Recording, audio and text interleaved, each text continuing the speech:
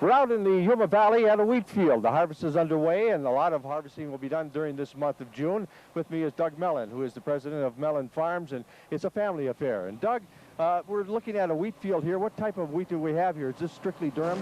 Yes, it's a Durham that we grow here in Yuma. It's high quality, and we use it for export. Most of it goes to Italy, and we get a little of our foreign exchange money back by growing this type of a wheat.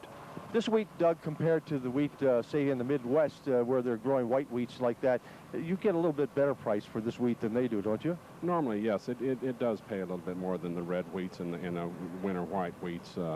So that's the reason we grow it, trying to maximize our profits. Now, Doug, your main crop, though, is produce, isn't it? That is correct. We grow winter vegetables here in Yuma, lettuces and broccoli and cauliflower and leaf lettuces, and Yuma is very blessed that way because we grow 95% of the vegetables that are shipped in the United States during the months of December through March. Well, Doug, why grow a crop like wheat, for example, which the prices are not really, if you're breaking even, you're lucky. This and Sudan hay and some of the other crops that grow during the summer months, why don't you leave your land fallow? Well, we've tried that before, George, and when we do, the salts tend to come up to the surface of the ground, and our ground goes backwards on us. So the rent goes on, and the water payments go on, and the equipment payments go on. So we're kind of forced to have to grow some of these off-season crops just to keep a cash flow going also. Doug, one of the things people wonder about, you see a lot of the wheat laying over on the ground, and they ask about that. I tell them that is lodged wheat, is wheat that maybe was pushed over by wind or one of those dust devils. What about that wheat? Is that harvestable? Yes, it is, but it's real hard on the combines. If the wind hits it when you're putting some of your last waterings on it as it matures, the head is heavy, and the straw is a little weakened when it has that much moisture uptake, and it'll go down on you.